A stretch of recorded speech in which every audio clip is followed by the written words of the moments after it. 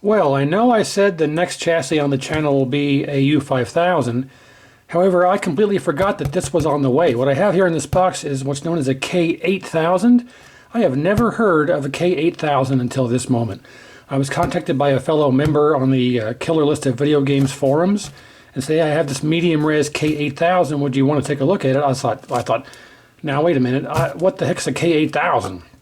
Apparently it's a medium res 19-inch successor to the K7000? I'm not sure. I've never heard of it, and I haven't done any research because this is the amateur channel. I want to learn all I can live as we go through this. So I'm going to open this up, and we're going to take a look at what a K8000 is. And here we go.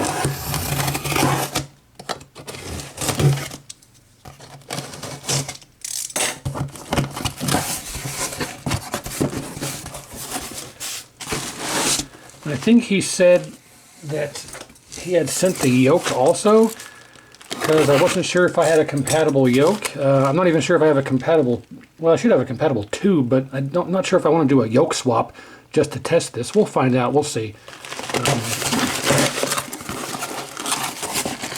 Yeah, I did send the yoke from... maybe that's because the yoke connection is specific. Yeah, the yoke connection is specific. See, there's a jumper here. There's only 2 wires. Yeah, got vertical here, brown and yellow typical, red and blue typical with a jumper. I possibly might be able to not have to use this, but I really don't want to do a complete yoke swap just to test this thing. But if it makes good content for the channel, easy for me to say, then maybe we will. I don't know. We'll find out. Let's see here. Make sure there's nothing to... All right.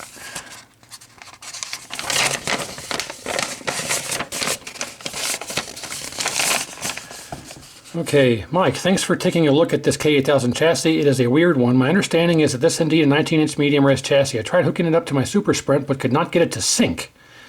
I acquired the complete monitor, so I'm including the yoke as well. I wonder if it's compatible with the 7000 medium res, which I don't have one of those anyway. That'd be amazing. The design is really bizarre. As you will see, the chassis is screwed to the monitor frame along with a transformer and a separate power degauss board. This is why I ended up just shipping the frame base plate with the chassis. Okay, hope you can work your magic. It should make for some interesting content for the channel. You rock. Thanks. Little Larry Sellers, otherwise known as the son of Arthur Digby Sellers, a legend among us in our time. So let's take a look here.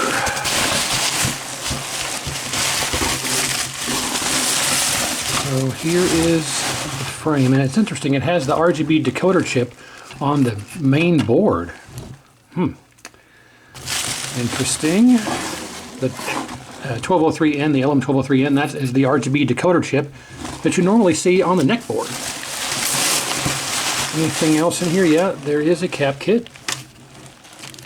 K8304. Then we have something here. I'll open it in a second.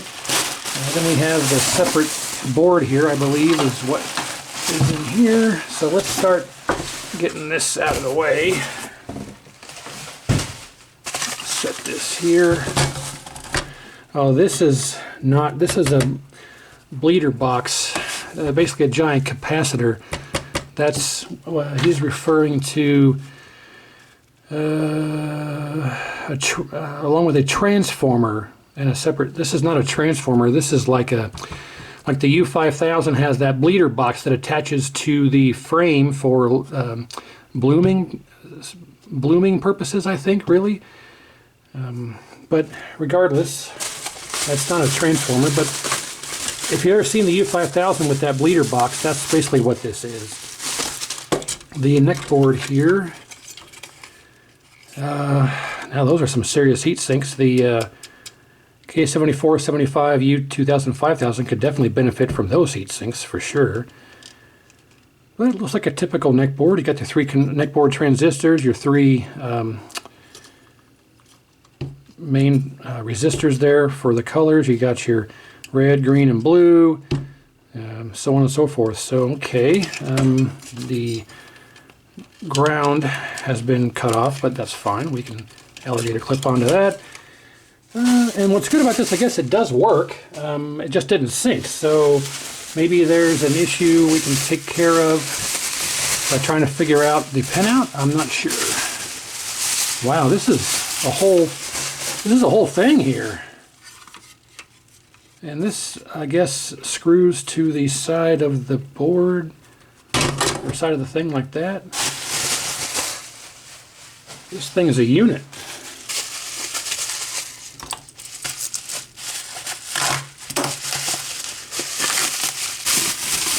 Okay, remote board. Interesting. I thought I saw, okay, there's an H center right there, vertical size. Oh, don't fall over. Okay. Well, remote board. I guess we need to hook this up and test it really before we do anything or go too far with it. Because you always want to verify the discrepancy before you start troubleshooting, because it may be something wrong on the other person's end or something they did or didn't hook up right or what have you. Let's disconnect or unscrew this, I should say.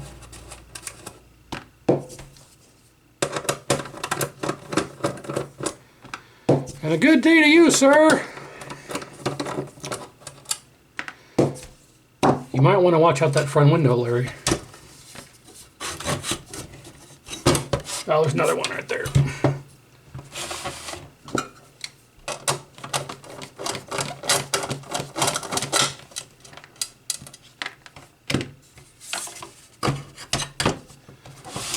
Do-do-do.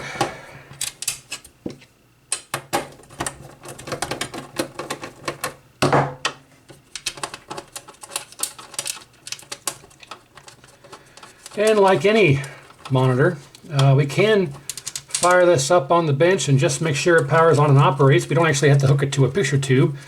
But I think for the purposes of content, we're going to try and figure out where the B+ test point is and all that jazz before we actually try to turn it on. Because I don't want to mess anything up here. I've never seen one of these. I've never even heard of one of these before this moment. So we're going to test it all before we really dive into it.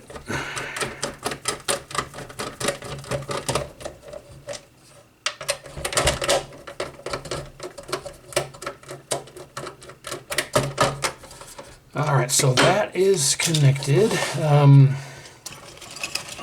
And as far as the rest of this, it looks like it should be fairly self-explanatory.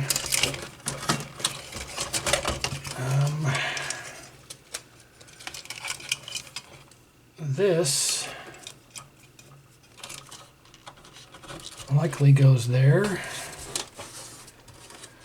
This is obviously our video input.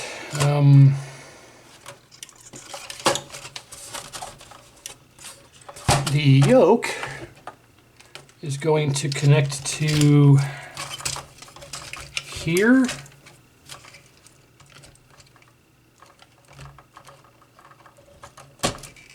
And the other one I think goes over here. If I recall from, nope, it goes here. Here. Oh, other way.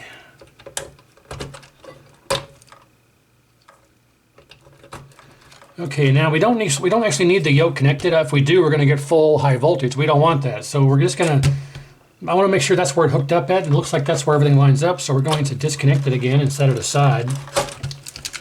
And for now, I think that is all we have to connect. We can grab our Pac-Man bottle here and nothing I think is going to be easy. Put that over there. We don't need the remote board connected for this, but we'll go ahead and hook it up anyway. All right, and let's take this and put this in here.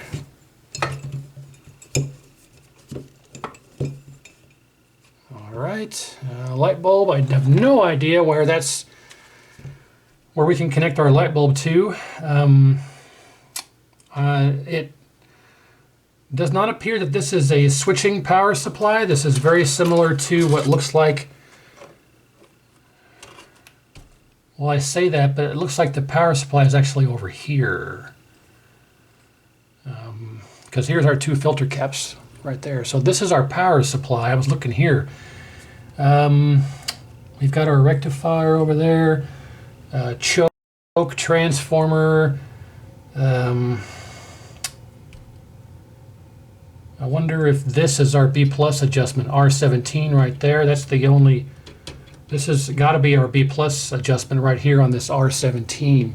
Not sure if you can see it right here. It's a little, this little blue pot right there. It's right there. Pretty sure that's going to be our B plus. It looks like, because our power supply is all over here. Okay.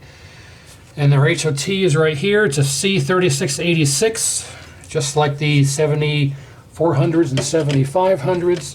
We can connect our light bulb to the collector of the HOT,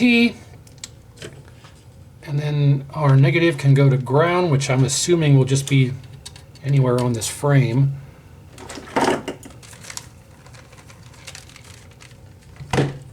Okay, volts DC. Actually, let's verify continuity here. Okay. There doesn't appear to be a ground wire in the ground lead there. I wonder where the ground is supposed to connect. Probably to the frame somewhere on one of these screws, but we'll go here. How do I test for ground? Let's go to the video input. So red, green, blue, ground. Yep, okay. So that's ground there. Okay, so I mean, this should turn on if it's working and operational per the note. It should turn on. Stay in there, okay. And all it had was an issue syncing. But I don't know what the B plus is supposed to read, nor do I know where to test it at. But we can use the HOT leg there as a good substitute for the correct location, and it should give us at least some kind of close proximity voltage reading. And I'll try and do some research and see what it's supposed to be. Volts DC. Okay, now this should work. And again, without the yoke connected, we shouldn't have high voltage energization. However, I do notice that, like the Henrix Polo, there is a jumper here for the horizontal. I don't know if that needs to be jumpered for the horizontal circuit to fire up. We'll find out together here. So here we go. 1, 2, 3. You know what? I forgot to hook up power. And I do not have the right connection, because the machine side should always be male. No, female. Yeah. Yeah, this should be a male connector, because the machine side should always be female, which is what this would be. And those don't go together. I got confused there. Yeah, the harness in the I keep wanting to say aircraft because I work on aircraft. The harness on the machine side should always be female, and the connector on the male. I don't know. Whatever. The harness side should be male. The harness side should be male, and I should have a male one here, but these ones here are like, I don't know. Yeah. It's been a long day. I just ran 3 miles. I'm tired. So, okay, how do I do this? Let's just grab some leads here, and we'll just connect to our power like so. And then we can connect to here like so.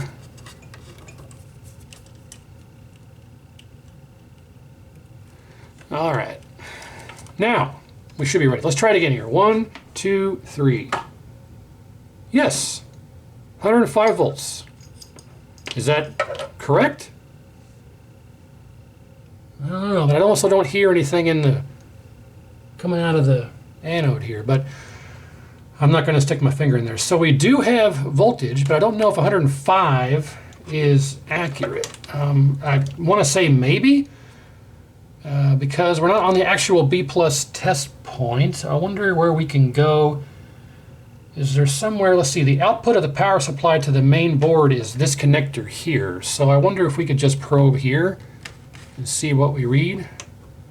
There's our B plus again, 24, and these two are obviously ground. So I guess 105 volts is somewhat close to B plus. Yeah, it's obvious our horizontal circuit's not actually energizing because there's nothing coming out of this. So I don't know if that jumper needs to be connected, maybe, for a horizontal to work. I don't think it'll hurt anything to try it. We can just take another lead, and if we plug this in, it's on the last two pins on the right. Yep, okay. So here's to nothing. And meter back onto the HOT. And let's just see what happens. 1, 2, 3. Yes, there we go. Much brighter. And yes, now I hear a little sizzling inside the cup. So there, okay, you do have to have that jumper on there, just like the Henrix Polo. So we did not have our horizontal section fired up, but with the horizontal section, we're still 105 volts.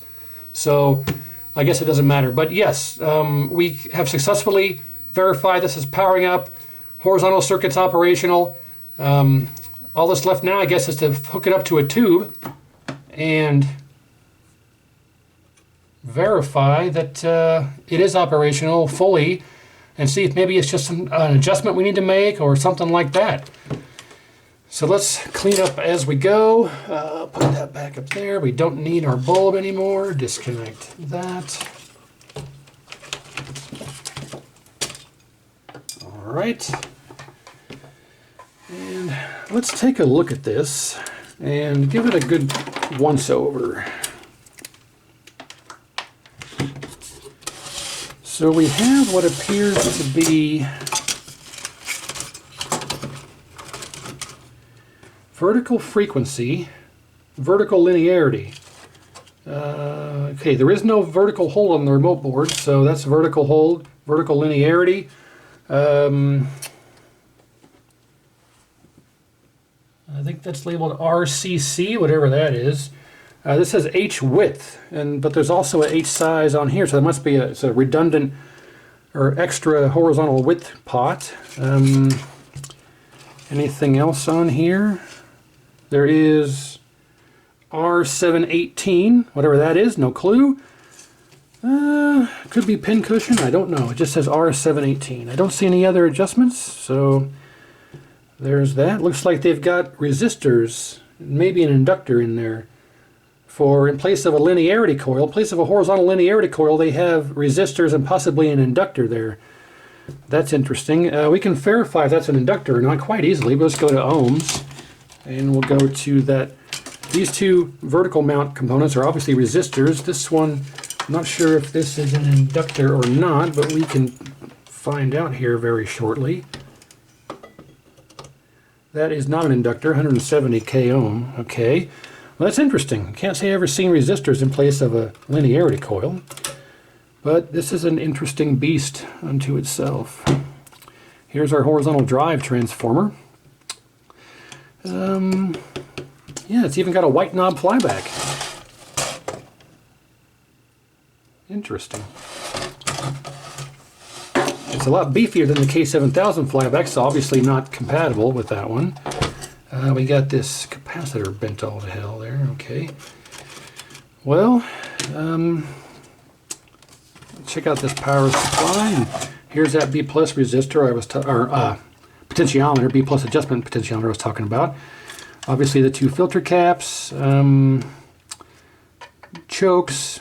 Your this output's probably 24, 15, and 12 volts transformer. Then we have what appears to be our isolation transformer, our choke, degauss capacitor, degauss thermistor, degauss connection looks like. Not much else. What I imagine is a MOSFET here. 2 control ICs. Not sure what they do. Didn't look them up. But I don't see like a switch mode power supply IC like you normally see. But regardless, we know a power supply is functional. We have what I assume is good B+, and it does appear to be operational. We just need to hook it to a tube and see if we can figure out why it won't sync and try and make some adjustments. Maybe it's how, maybe you have to have a combination of sync hooked up like the G07 or some type of chicanery like that going on. But so let me see if I can figure out some type of situation to get what kind of tube I can use. I don't even know if this is what the yoke reads. If it reads high impedance, I might be able to use I got a K4900 medium res over here that I might be able to use that depending on what the reading on this is. Now I know you're supposed to read off impedance, but I just want to see what the resistance reading is on it. So if we go to the vertical, this is probably going to be somewhere around 8 to 10, I'd imagine. Oh, 6. Okay, well, that's fine.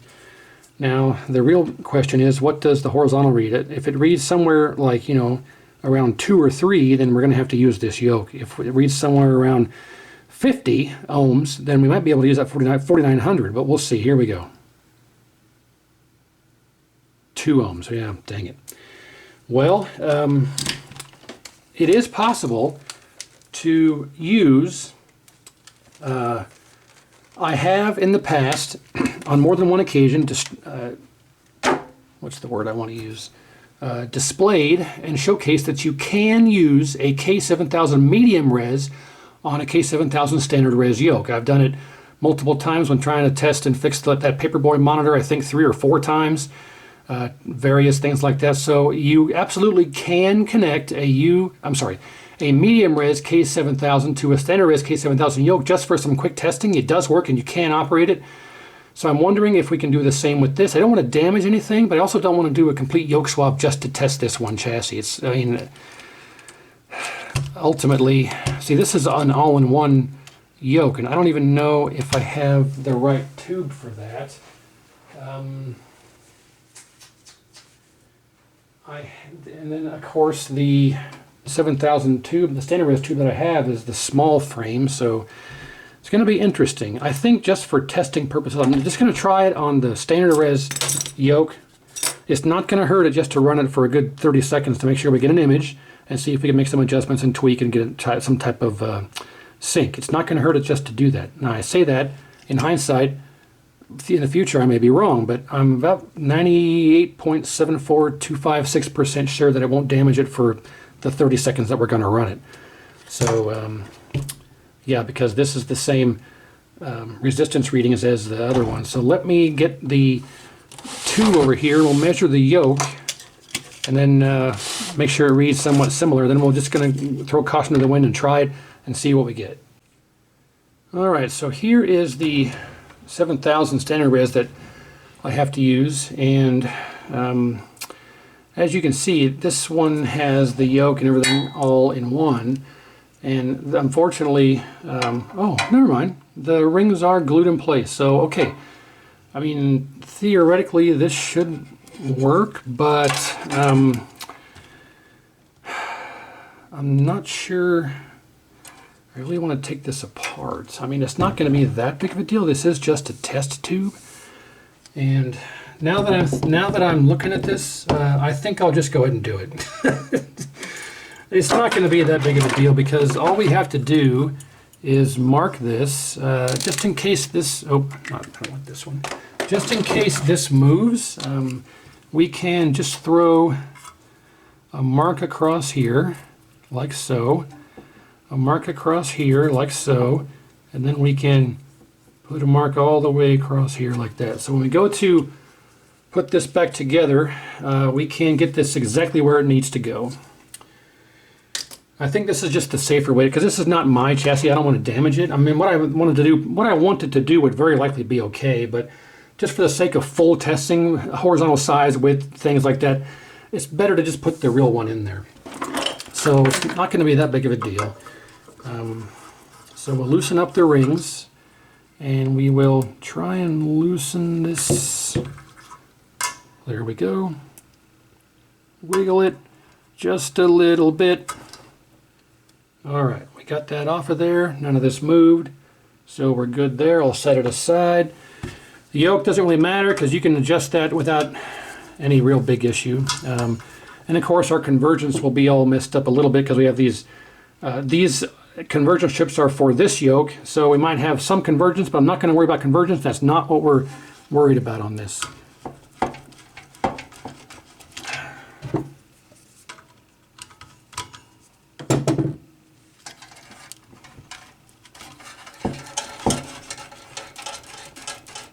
Okay, all right. That'll work out. I think that'll be okay. All right. So now we should be able to take this one and slide it on.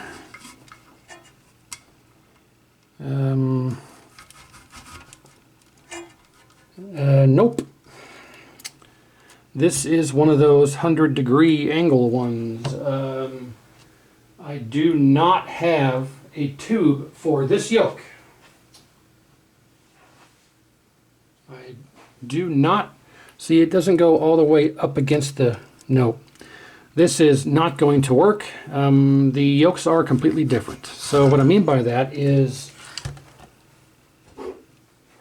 you can see the difference here in the size maybe.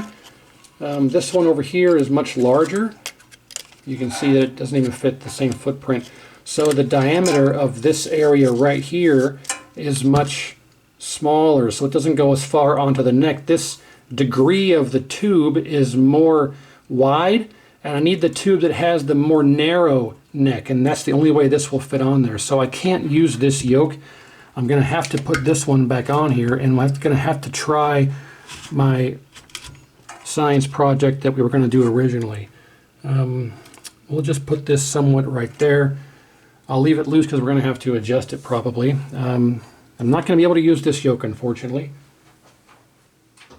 I have no way to test it properly. That being said, yeah, I don't have a tube that I can put that on. So let's put this back on here, and it's roughly right there. Right there is exactly where it was. Now we can tighten this back down for sure. So if you ever have to do this for yourself, you can see the procedure there, what it takes to swap the yoke like that. And if you're careful, you can do it and end up right back where you were without any detriment to the convergence and stuff. Well, so we know it was what, 6 for horizontal and 2 for vertical. So if we test this vertical, the vertical isn't as crucial as the horizontal. So we get 15, so that's way different. Crap. But shouldn't hurt anything. The horizontal is the important one at like 2 ohms. And this one is exactly the same, so should be all right. We might have to, it might be way too tall or way too short, but I'm not worried about that. We're just checking to make sure, because that wasn't a discrepancy. Only discrepancy was a sync issue. So for the purposes of testing, we are going to try and connect this. Because we're going to use jumpers, we can just leave it kind of sitting back there. So we've got, we'll use black for blue. And then we can take, where is that yoke? Over here. The blue is going to be the 3rd pin right here. We grab a red here. Red's going to be the 1st pin. Make sure that's connected.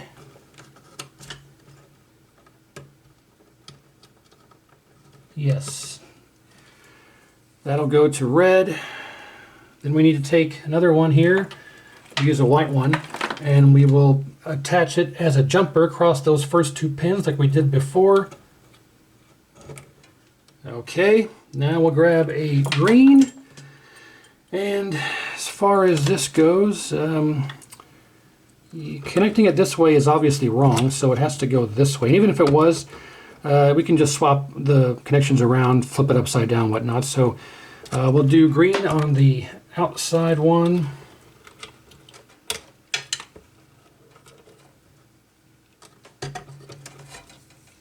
And yellow on the inside one. And our yoke is connected. Will our anode wire reach our tube? Barely. All right.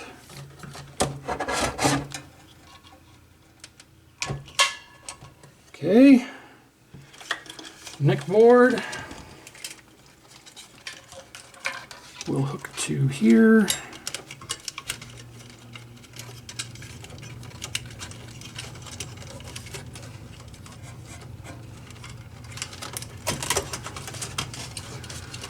Or so, I think. Okay.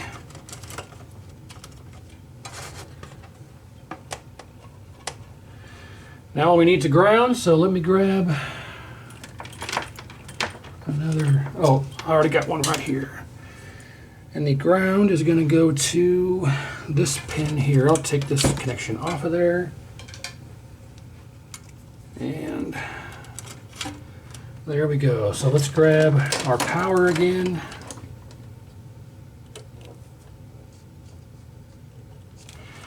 And we have our anode, neck, yoke is connected, ground, we have our power, we have our remote board right here, connected. I'm not worried about a video signal at this moment. Let's just make sure it turns on, doesn't explode.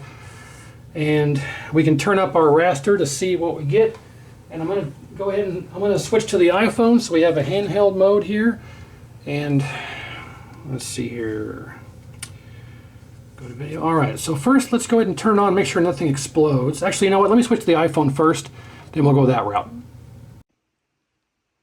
Okay, we're on the iPhone now. I went ahead and hooked up a TPG just to give it a signal, so if it does work, we can at least see what it's doing. And we'll find out here if my Mad Scientist project works. I'm assuming that it will, but anyway, let's go ahead and turn it on, see what happens here. 1, 2, 3.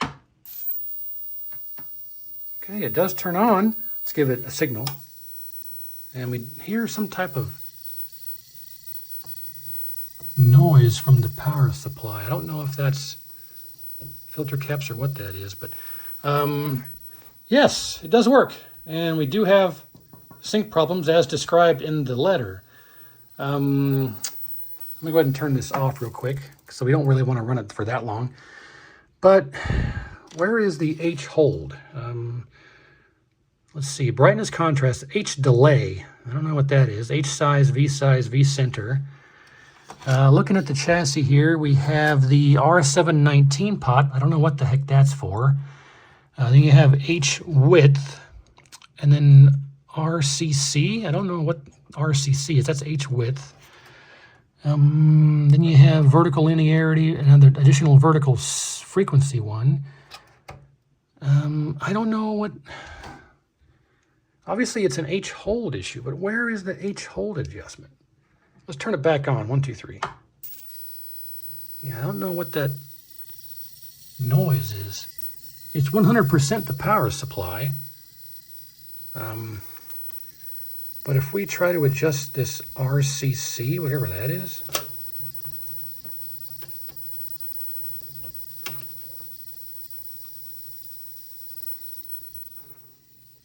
I don't know what that is. Doesn't affect it. Whatever this R719 is. Oh, there we go. R719 is H hold. And it works. Okay. It looks like garbage, but it works. Let's turn it off and let's try to, let's turn contrast down, up a little bit, brightness down, up a little bit. and adjust our colors just to the center position. You know, run these medium chassis on a standard res yoke at your own risk, but as I've shown before, and as you can see here, it is possible, just not for very long. So with all that stuff turned either nominal or down, let's try that again. 1, 2, 3.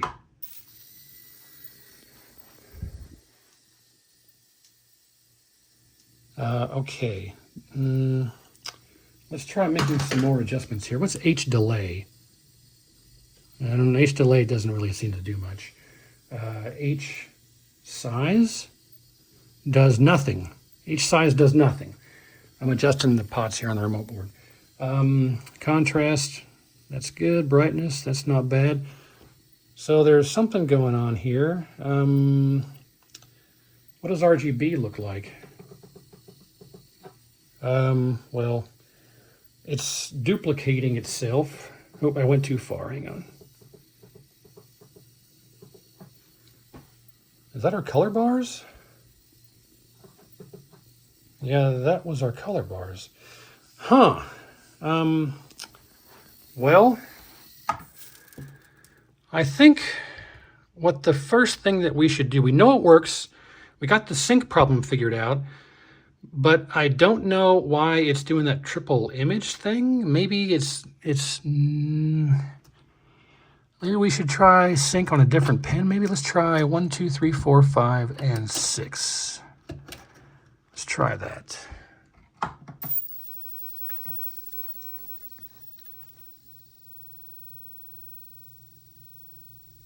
No, it doesn't like that at all. There's no sync at all.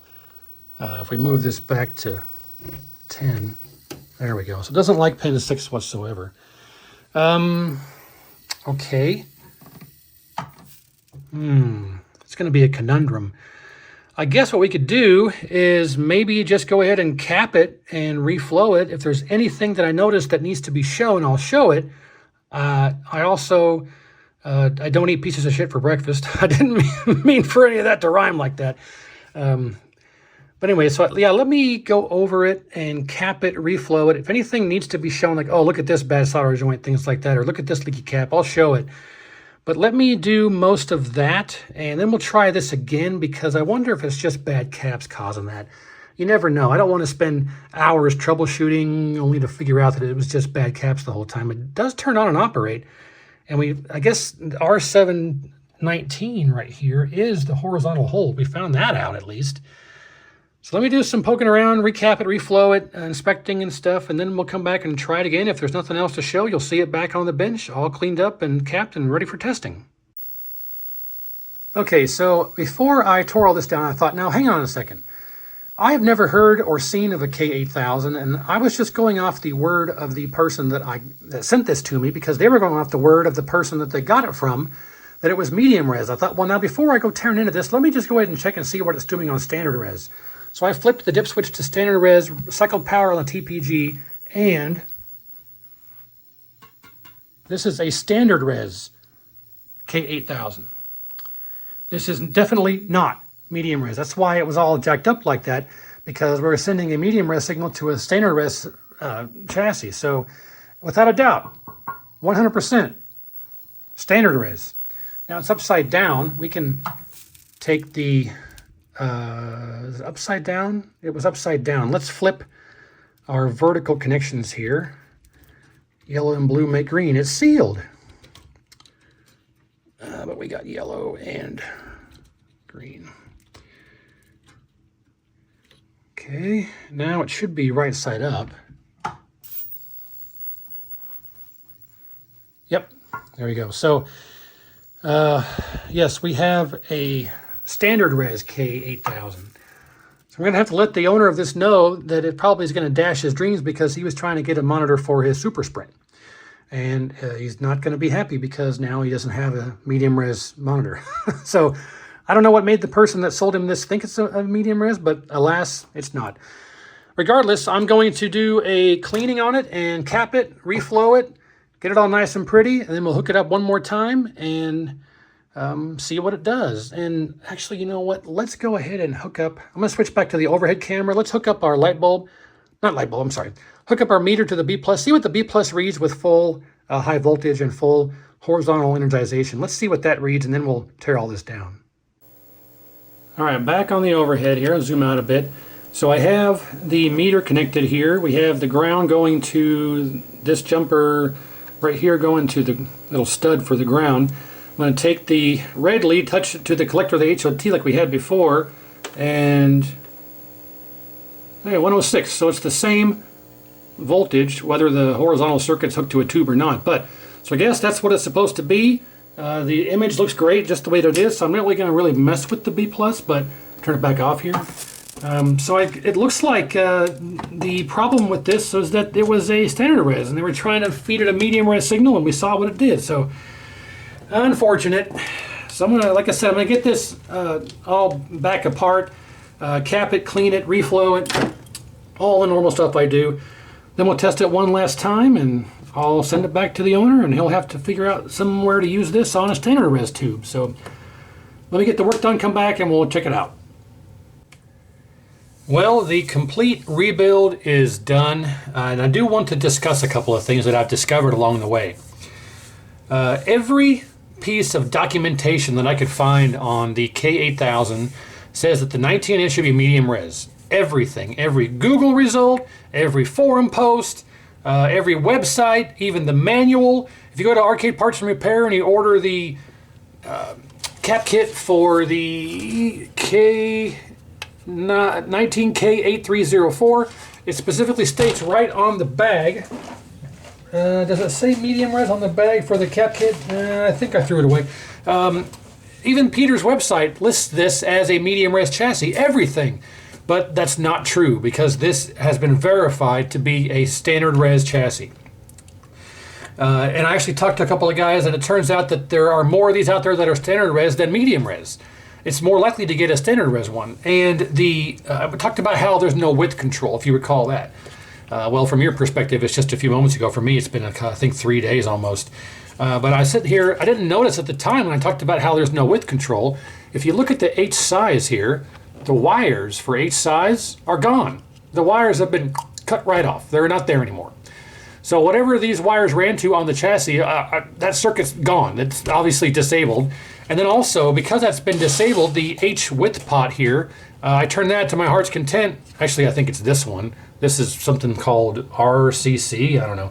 But this one here does nothing. This one does nothing. So this whole horizontal thing, I had mentioned before, it's odd to see resistors in place of a linearity coil. The horizontal linearity coil, I think, is over here. But there should be another linearity coil, or possibly a width coil. It could be a width coil that's supposed to go there. I don't know. But the width coil actually is over here. So what I'm getting at here is that it looks like that the horizontal width adjustment from the potentiometers here has been disabled. And it turns out that the actual width control is done the old-fashioned way with the width coil. So yeah, if you have a chassis that has the width control on a remote board or on the main board and has actual dial, like a 7400, 7500, things like that, if you have a chassis like that and you can actually control the width, then most of the times the actual width coil over here does nothing.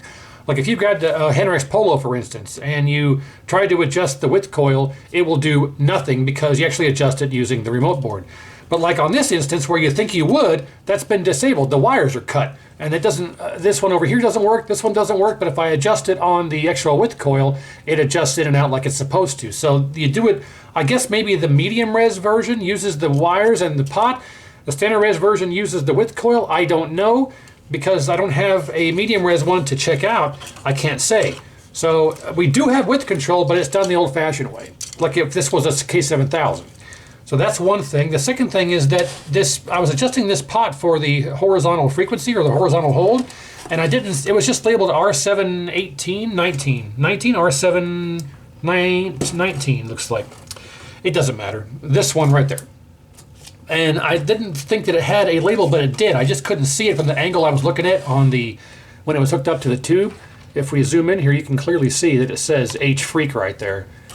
Right there. So that's the horizontal hold pot.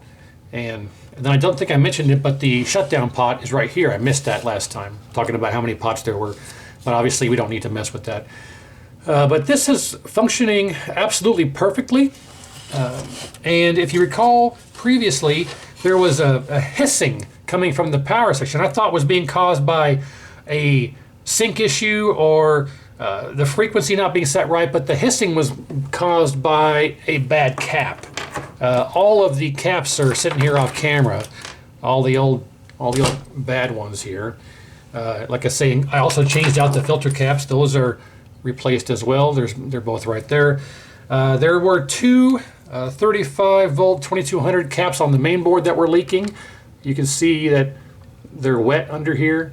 So there were two of these that were leaking.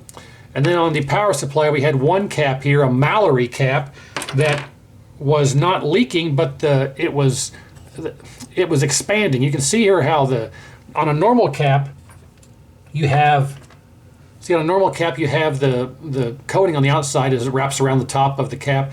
On this one, it's been stretched out. That's an indication of a cap that's going bad. And also the bottom is bulging out.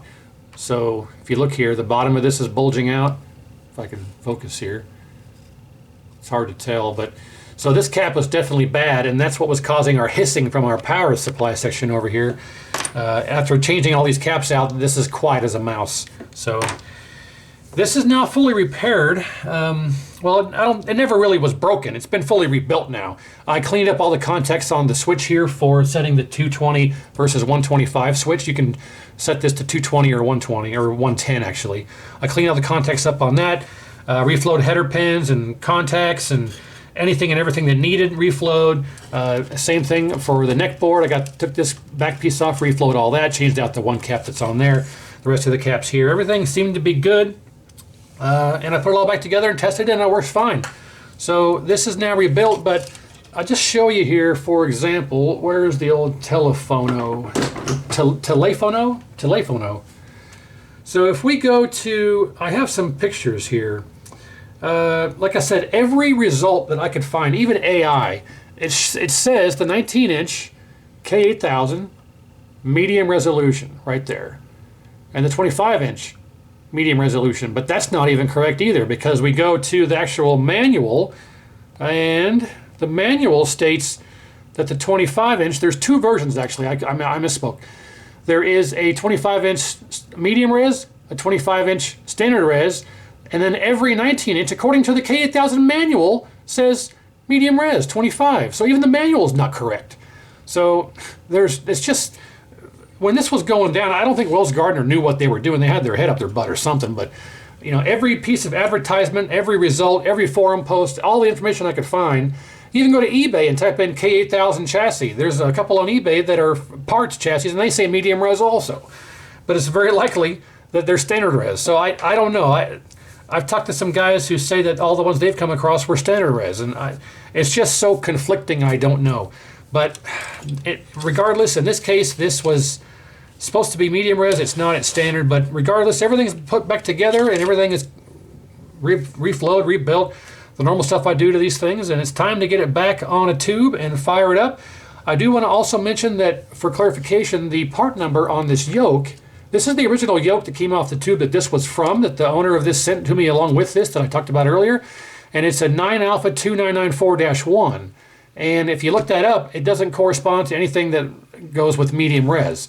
So even the yoke here doesn't lend credence to it being supposed to be medium. Even the yoke is standard res. So I don't know. Everything says medium res online, but everything in person that is in front of me is standard res. So I'm actually going to get this back on the tube, and we're going to give it one last test here. I already know it works. We're going to give it a test to show you guys the operation of this thing. One last test, and yeah, I think it's ready to go. So let's get that done, and we'll see how it goes.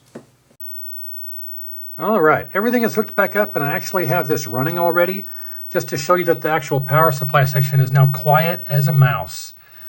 New filter caps and everything, like you saw. Rebuild complete, we talked about that. And yes, with this bad Mallory cap, that was causing the hissing sound from this power supply section. But now with all the caps replaced and the rebuild complete, this thing is actually quiet as a mouse. If you listen, it sounds like it's not even turned on, but it is. This is the quietest chassis I've ever heard. So but absolutely, without a doubt, 100% standard res. So yeah, through documentation, every piece of documentation, every Google result, every forum post says medium res. Even Peter's website, Arcade Parts and Repair, when you go look at the K198034, I think this is listed as, even on his website, it's advertised as medium res. But you know, I talked to a couple of guys, and they're telling me that they've come across more of these that are standard than medium, and this is the first time I've ever worked on one. So I guess the chances are that if you get one of these, it's more likely to be standard res. Maybe, I don't know, it's odd. And like I say, this yoke is not the part number here. Doesn't correspond to medium res. It corresponds to a standard res part number. So I don't know. But regardless, the owner of this is going to have to figure out something to get his standard or medium res system up and going for his Super Sprint. But I'll send this back to him in fully working order, all rebuilt, ready to go. So at least he's got a spare standard res chassis for whatever he needs. But yeah, it works and looks great. And as far as the width goes, I did mention that the actual width pot doesn't work because it's been disabled, I guess. But if we look here, I'm actually going to go into the menu of the game and go down here to, oh, gosh dang it, any button. Where's the any button? Okay. Monitor patterns, crosshatch, and I want to show you here that we can actually turn the width coil, and you can see here that it's shrinking in. I turn the other way, it comes out. So yeah, the digital adjustments, I guess, if you want to call them, are no longer working, but the analog one does work. So it's very odd. And like I say, like the K7400, K7500, U2000, U5000, any of those chassis that have a horizontal size pot and it actually physically adjusts the horizontal size, the width coil does nothing. You know, the Henrix Polo and what, you can adjust those up and down to your heart's content. The width does not change. It changes only with the actual potentiometers. But the chassis that don't have a horizontal width adjustment, you adjust the coil, and the coil actually makes the width change. So I think in this instance, maybe the medium res version of this uses the dials, and the standard res version uses the width coil like a standard K7000. That's all I can assume from this setup and how it's operating. But you can control the width. I said before there's no width control, and that's because it's been disabled, but there is width control. You do it the old-fashioned way. Anyway, I mean, I guess that's about it. So a very interesting head-scratching project here. But we've all learned something, so if you have a comment, question, or something to say, please put it down in the comments. Make sure you give the video a like and a thumbs up, and otherwise, stay tuned for next time, and we'll see you then.